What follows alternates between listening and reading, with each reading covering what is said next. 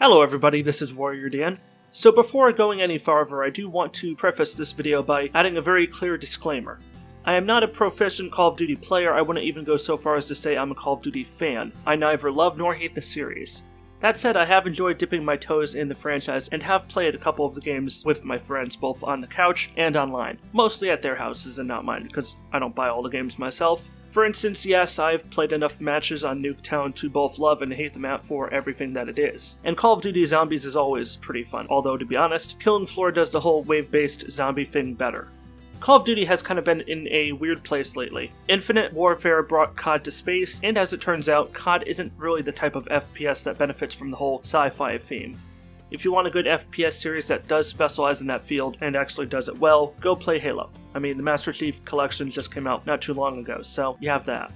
Then Call of Duty tried to go all Overwatch and put out a game that was more of a platform than a game. With so many different modes, it was the gaming equivalent of a buffet bar. And that kind of brings us to where we are now with Call of Duty Modern Warfare, a kind of soft reboot / reimagining of the original Call of Duty 4 Modern Warfare game. So the question is, how good is this 2019 reboot, a game that not only reboots COD 4, but also effectively acts as a soft reboot or return to basics for the franchise itself? Overall, not too bad. One downside worth mentioning is that the game is very technically demanding, and dare I say it, not very well optimized. The single-player campaign has long been a point of contention within the Call of Duty community, with some voicing the opinion that full-length single-player campaigns should go the way of the dodo, and the devs should instead focus entirely around the multiplayer experience, while others swear by the COD single-player experiences as the sole or leading reason to buy each new COD installment.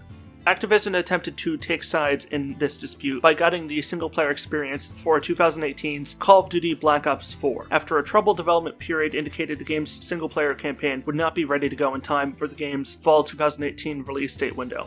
This, along with a number of other changes, resulted in much blowback from the community. However, with this newest iteration, Modern Warfare, the COD community finally has a fully functioning and immersive single-player narrative experience. So, how good is it? If there's one complaint I have at large with the COD campaigns, it's their over-reliance on scripted, sometimes extravagantly exaggerated sequences, to the point that the spectacles can at times take precedence over the story being told. Here I am pleased to report that the game's laser-like focus on gritty realism does, for the most part, pay off. My favorite two instances of this are the Piccadilly sequence, where a terrorist strike group attacks innocent French civilians, and later the Clean House sequence. The Piccadilly level layout does a really good job of really setting the tone for the rest of the game. You encounter multiple groups of, as well as individual, terrorists about to take out civilians using whatever means they have at their disposal. I ran into a shop to find one extremist with a gun to the heads of two civilians, crouched on the ground with their hands over their heads. My initial hesitation cost the life of one civilian, but I was able to save the other in time. Had I not hesitated, I probably could have saved both. The game does a good job by Call of Duty standards of attempting to mask many of these concealed scripted moments as spontaneous open-world-esque events, as if they would play out with or without you being present, when in reality, these scenes only initiate when the player is within a specified range. Another instance of this within the Piccadilly segment is how the civilian NPCs seem to run and take cover wherever they can, as if they were actual real NPCs. However, sometimes they do take this to the extreme and hide even during opportunities when they could have fled altogether, which would have been the smarter move had they been real people. Where the immersion is somewhat lacking is in the background details. Initially, during the ambush sequence, when your team is on foot approaching the enemy truck stealthily, random NPCs on the street stop to watch. However, their reactions don't change between your initial appearance and when you start exchanging fire. Most of them just look either bored or ticked off. Kind of like that background character in The Witcher, who the Witcher stabs into a door. The most obvious immersion breaker during this brief intro is how the street NPCs react to the NPC teammate running ahead of you. The minute your NPC teammate passes next to them, the street NPCs, without exception, immediately take a step back, almost as if your NPC teammate is tripping on some invisible wires. It just becomes real easy and mildly distracting to those with keen eyes to spot how lazily the developers programmed this sequence. Finally, regarding Piccadilly, can I just say that visually this is probably the most impressive set in the whole game. While there are one or two other individual gems, the other locations at large tend to be a bit more generic and bland by comparison. That said, one other set piece I was really impressed with was the Clean House raid, where you are part of a specially trained wet team charged with capturing or eliminating a terrorist cell situated in a low-end apartment complex. The minute I jumped into this level, and increasingly so as things progressed, the entire layout felt oddly similar. It felt like a direct copy and paste of the Rainbow Six Siege gameplay formula. Everything from the initial alleyways to the apartment rooms and corridors connecting them strongly conveyed an almost oppressively claustrophobic feeling. It's probably one of the only moments in the whole game where I felt actual tension. Not that I was afraid of dying per se, because this is COD where it's almost impossible to die in the campaigns unless you're either standing out in the open like Rambo or you're idiotically trying to melee kill every visible enemy on the map. I was also pretty impressed with the visuals and set pieces for the embedded level, where you go underground through the streets as you work with a rebel faction to overthrow the terror cell oppressing the local civilians. It's very atmospheric. Seeing soldiers knock down doors and gun down families begging for their lives off screen as you pass by, it's very disturbing to listen to, but that's the point. It's the kind of mature narrative undertone that I think COD tends to do best compared to other single-player FPS campaigns. Save for maybe Wolfenstein. Wolfenstein did a pretty good job as well. The scene where you see a bunch of captured rebels being hanged on a steel rod picked up by a construction truck is likewise really eye-catching. But where the embedded level starts to fall apart is the gameplay execution. You don't really do all that much, aside from sneaking disarmed through an enemy base carrying bricks. Also, the navigation is far more open-ended at times compared to most other levels, which I found a bit personally disarming. Given how the game's normally oppressive degree of handholding, it does feel rather odd to be given almost complete free reign, just for a short span of time.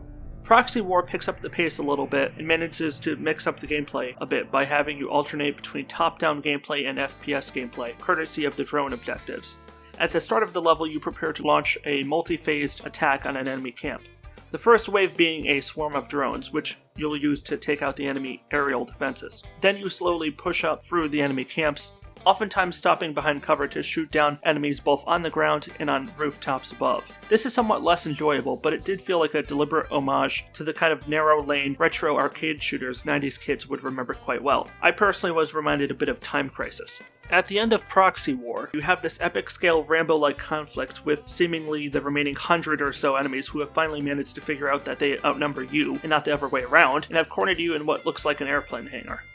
This is where the game starts to lose me. I know many COD fans have a near Michael Bay obsession with big explosions and over-the-top gameplay, but if you're going to go through this facade of pretending to have some semblance of realism in your game, cut this fantastical nonsense out. Don't contradict your core messaging.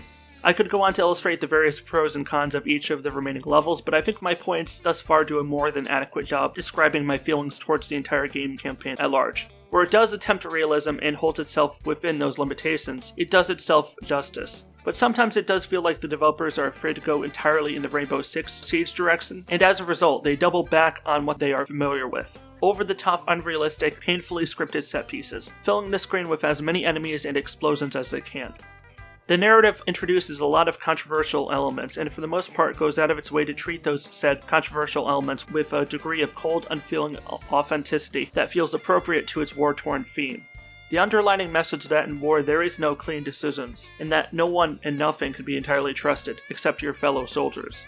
I'm not a soldier and I never have been, but I can see why many soldiers find value in these stories, as these are not themes that are commonly expressed in the gaming medium at large. Activision might not handle these topics perfectly, but I give them credit for at least taking a stab at it.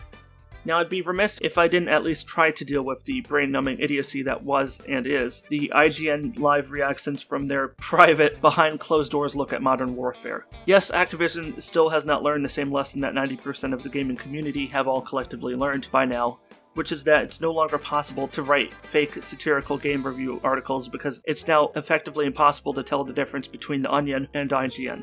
I know I should be taking the higher ground and ignoring their nonsense here, but A, it played a rather surmountable role in regards to the game's marketing leading up to release, and B, it is kind of ironic that IGN's criticism would go on to arguably increase the game's success. Kind of your classic example of the Streisand effect. For the sake of brevity, I've cherry-picked my favorite responses, but by all means, I'd recommend checking out IGN's full, embarrassing sizzle reel of bad takes. Needless to say, in a rare instance of online unity not usually seen outside YouTube Rewind comment sections, the internet passed judgment on IGN's video, and, well, it was kind of telling. I felt uncomfortable, and it felt...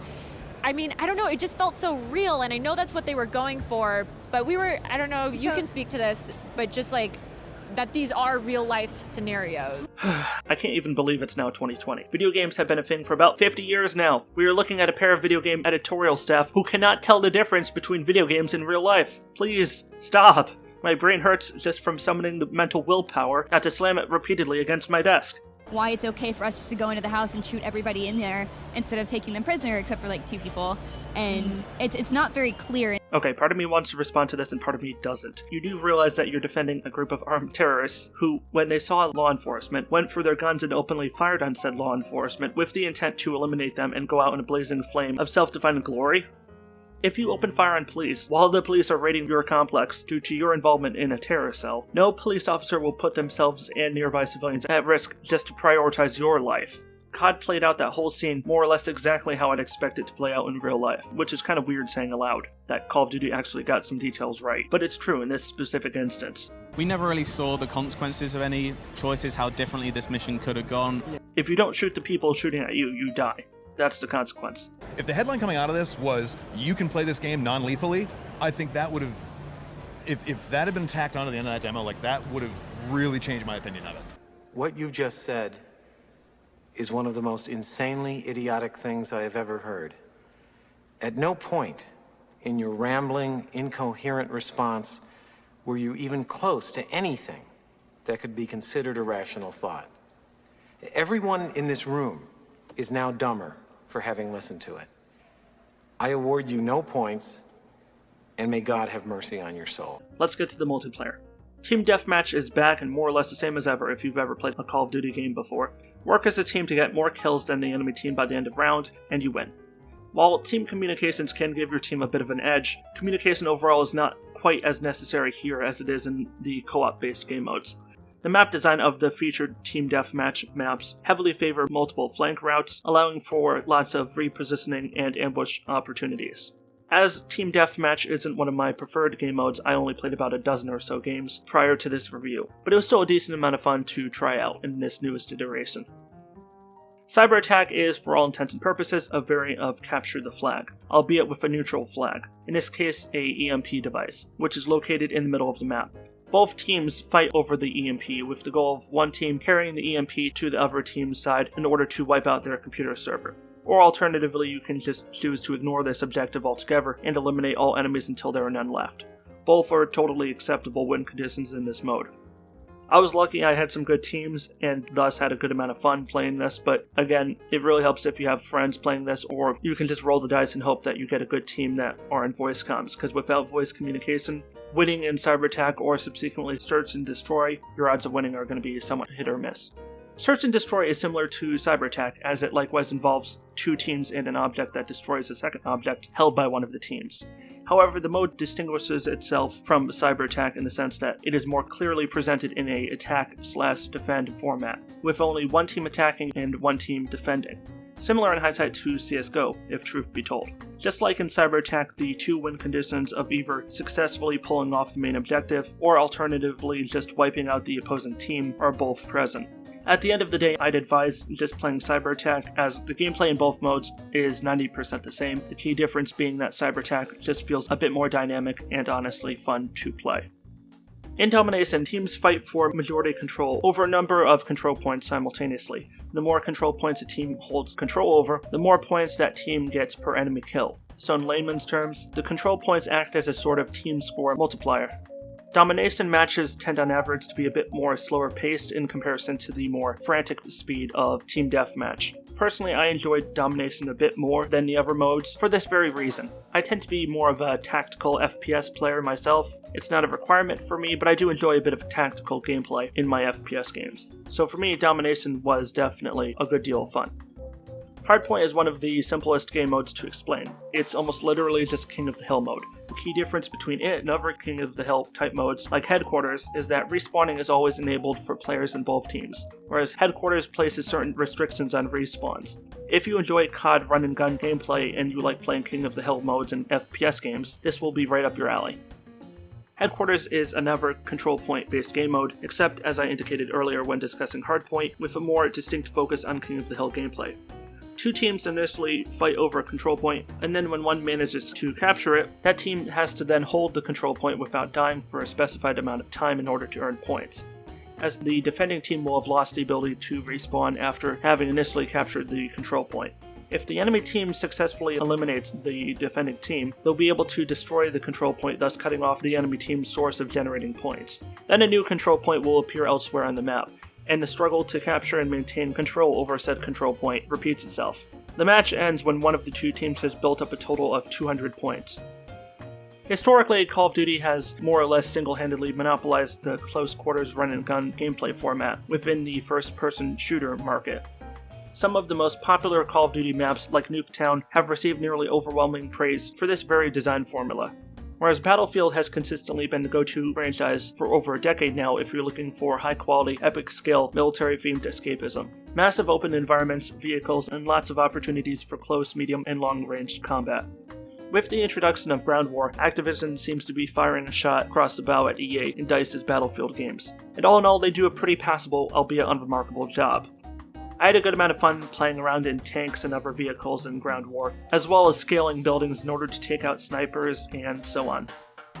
In Ground War, the maps have a certain degree of freedom and verticality that many of the other maps in Modern Warfare do not have, and it's a nice change of pace. However, this comes at the cost of optimization being, well, dog shit. More than any other mode, I had a lot of trouble getting good high-quality gameplay of Ground War, because of how technically demanding it is compared to all the other modes. Unless you have a pretty beefy computer, odds are you're going to have a lot of technical difficulties playing Ground War. Or, you can just buy a console and play everything at like 480p, so, there's that. If you're looking for fast-paced, Quake-esque shootouts, complete with randomized loadouts and maps so small you'd be forgiven for thinking you're brawling in someone's house, then Gunfight is definitely the right mode for you. Gunfight pits two teams of 2 players against one another, and may the best team win. Play through several rounds until one team has the majority of wins and the match will come to an end.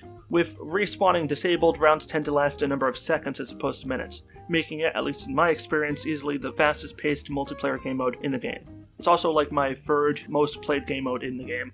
I had a lot of fun, even though I'll admit I'm lousy at the game mode. I don't have a lot of skill, but it definitely got me more familiar with the controls. Nothing helps you get good at a game more than dying over and over again. With Gunfight, I was able to practice and overcome my suckiness and actually become somewhat competent in Modern Warfare as a whole. Although it was a rather frustrating experience all in all, although I don't blame the game for that one, only my own inadequacy. In addition to the normal Gunfight mode, the developers did add a limited-time winter-themed interpretation of the mode, renamed rather fittingly to Snowfight. In Snowfight, players are restricted to using either only melee attacks, or they can pick up snowballs from snowball piles scattered around the map and throw them at enemies to eliminate them. Naturally, the absence of guns in a Call of Duty multiplayer match takes some getting used to, but once you get over that initial hurdle, the resulting mayhem can be quite entertaining. I had one match where the enemy team was almost always AFK, so my teammate and I took it upon ourselves to teach them a lesson for idling in a Call of Duty match. It took a couple of rounds for our message to reach them, but our effort was very satisfying nevertheless.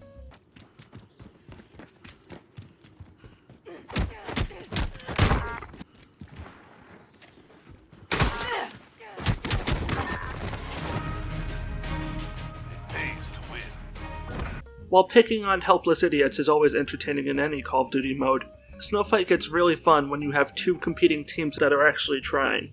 I found myself in one match where I took out 2 enemies that were trying to gang up on me by fist fighting the first one outside a building, then running inside the building, running up the staircase to the upper level, then jumping out the upper window back down again in order to loop around and take out the second enemy teammate who was trying to sneak up on me.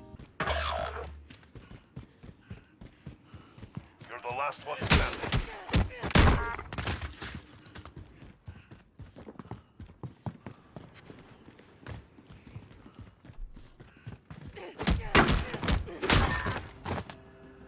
That's the way. On to the next round. It has a lot in common with the Overwatch winter game mode Maze Snowball Challenge, or was it Maze Snowball Fight, where you play as a bunch of maze throwing snowballs and shooting icicles at each other. It reminded me quite a bit of that, but then again that makes sense as both modes belong to separate Activision games. And I can't shame Activision for copying a never Activision game mode if it fits. And by God, does Snowfight fit here. It's quite a lot of fun, and I'm quite disappointed I won't be able to play it for the rest of the year. Overall, I'd give Snowfight 5 snowballs out of 5. Free-for-all has the same underlying structure as Team Deathmatch, but with one notable exception, an obvious lack on anything team-related. It's every player for themselves, with the first player to reach 125 points, in other words about 25 kills, declared the winner. If I was IGN, I would say this is an obvious attempt to introduce a Battle Royale-like game mode into COD, to go along with the Fortnite trend, but unlike IGN, I actually know what I'm talking about. It is literal just free-for-all deathmatch. You can't get more classic COD than this. Realism makes a few basic changes to the traditional run-and-gun casual team deathmatch experience Call of Duty fans have become accustomed to, but not many, mainly two. Firstly, there is no minimap, and secondly, headshots deal increased damage. It is kind of cool to be able to more effectively group up and sneak up on enemies, catching them by surprise, because of course they don't have the advantage of just looking at their minimap at all times. This is one of those game modes that actually requires some degree of skill. You can't just cheese your way to victory. As far as my takeaway of this mode goes, it was an interesting gimmick at first, but didn't really have the long-term appeal to keep me going. I probably wouldn't return to playing it. To be perfectly blunt, the inclusion of a co-op component in a Call of Duty game was the primary factor in convincing me to buy Modern Warfare when it recently went on sale via the Battle.net launcher. While I do frequently play PvP-centric games and game modes, I've always been attracted to online co-op gameplay as a whole. When I initially got wind that there was a co-op element in Modern Warfare, my initial expectation was something akin to the traditional Horde mode gameplay structure, like TF2's Man vs. Machine mode. I did later hear that such a Horde mode was developed by Activision, but due to Activision being Activision, a company so driven by corporate greed that they seem to be the center of more human rights violations than your average Middle Eastern country, I was unsurprised to hear that the Horde mode had been artificially hidden as gated content, only accessible if you bought the PS4 version of the game. But don't worry, PC and Xbox users, Activision has you covered. For those who bought the game on a non-PS4 platform, Activision will be releasing the Horde mode as post-launch DLC on October 20th, 2020. Yes, almost after a full year of waiting, you'll finally get to play the content you paid for on day one. Except nope, alright, I forgot. In November or December 2020, we'll probably have yet another entirely new Call of Duty installment for you to spend $60 on. Oh, did I say $60? I forgot to mention, that game will likewise come in deluxe and legendary editions. So you're probably looking at, about double that asking price if you want the full game. But in the meantime, Activision did have at least the courtesy to add in some co-op to tide players over, and in truth, it's not all bad. In fact, some of it can be quite enjoyable, and co-op is actually where I spent most of my time, unsurprisingly. I'm not going to get into the loose narrative element tying these co-op campaign levels together, as I honestly found the story of the co-op campaigns to be the dullest element involved. Plus, the story serves little practical purpose other than to set the tone for the start of the level. This is a complaint I could readily apply to other Activision games, such as Overwatch. For those of you unfamiliar with Overwatch, and I don't think there's that many of you, as one of the reoccurring seasonal modes that flit in and out of the game on a timed basis, every spring, Overwatch launches Overwatch Archives, a co-op-based game mode where 4 players each play as one of 4 distinctive heroes, each with unique character abilities, and fight off waves of enemies as they delve deeper into the level, with a loose story connecting the dots. These include rather detailed cutscenes at the start and end. As a die-hard Overwatch player, it irritated me to some degree that the game was rather shallow in regards to developing the lore of the world. But here in Modern Warfare, I get the impression that the co-op experience was outwardly intended to tailor to a more casual demographic. So I'm just going to pretend the co-op component has no story worth mentioning, since the developers never gave me reason to actually feel otherwise. Players can select characters referred to as operators and group into 4-man strike teams, collaborating to overcome challenging scenarios referred to as operations.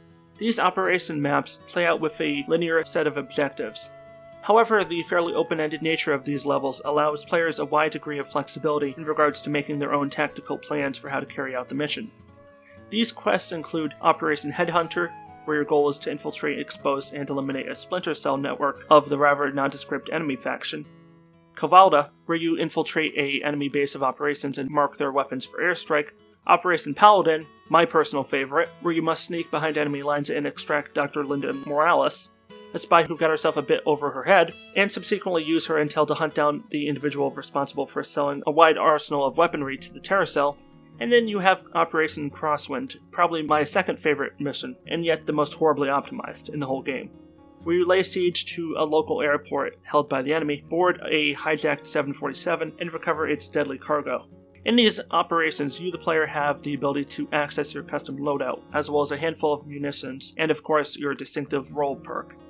Similar to how kill streaks function in normal PvP multiplayer, at the start of an operation you can equip a set of munitions, unlockable by spending points, which you earn in-game over time through repeated play. The current list of munitions includes the ammo crate, grenade crate, and armor crate, or even a UAV, gunship, an automatic turret, or juggernaut armor. In addition to hand-picked munitions, additional munition packs are scattered throughout each operation map for players to find and use.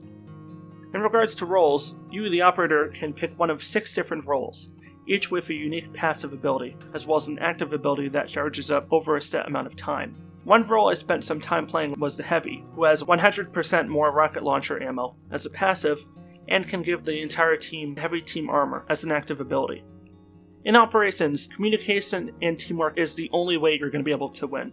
Simply shooting enemies and running off on your own lone wolf style is not going to work. When a teammate is shot down, instead of instantly dying, they're reduced to 0 health and can crawl to a nearby teammate to revive them. The reviving process is a QTE sequence that can take a couple of seconds, but if pulled off successfully, will bring your teammate fully back to life, and oftentimes is crucial to winning a team fight. How your team approaches one of these operations is critical. You can choose to go in guns blazing, or you can go for a more tactical, stealthy option. Either way, it's wise to ensure that your loadout, munitions, and roles are all agreed upon before you start. It's good to have a well-balanced team. What you don't want is 4 heavies all walking into a situation without a medic.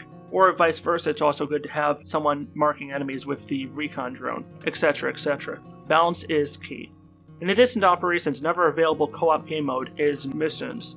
The distinction between operations and missions is fairly straightforward. Whereas operations capitalizes on team cooperation, coordination, and tactical positioning, missions focus on your skill with specific weapons and kill streaks. Another distinction that separates the 2 modes is the star ranking system. Based on your performance and time, your team will be ranked on a single to triple star ranking system. For an added challenge, players can choose to beat the Infinity Ward time record, aka the fastest mission complete rate set by the game developers themselves, which admittedly is a pretty cool concept. Are you better at this mode than the developers who made it? Go test your luck. I'm all for that, as I think it's a great and easy way of fostering some friendly competition between the community and the development team.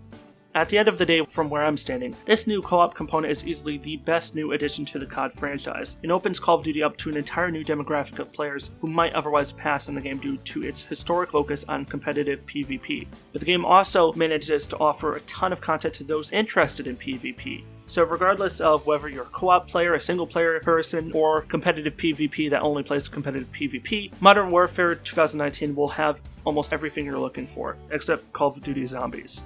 Though that said, I am happy that Activision is taking a few bold steps forward and can recognize that there are more ways to make co-op than just a simple Call of Duty Zombies Horde mode add-on. You can go stealth or launch in loud. Tactics are up. R4 actual. We need on-site data to identify targets. Oh my god, what happened here? What the hell is that? What the hell? Oh, fantastic. Overall, again speaking as someone who's kind of dipped in and out of the Call of Duty games as a somewhat outsider, I quite like this Modern Warfare installment. Is it perfect? No. Its performance and optimization are both rather subpar, even by normal AAA gaming standards.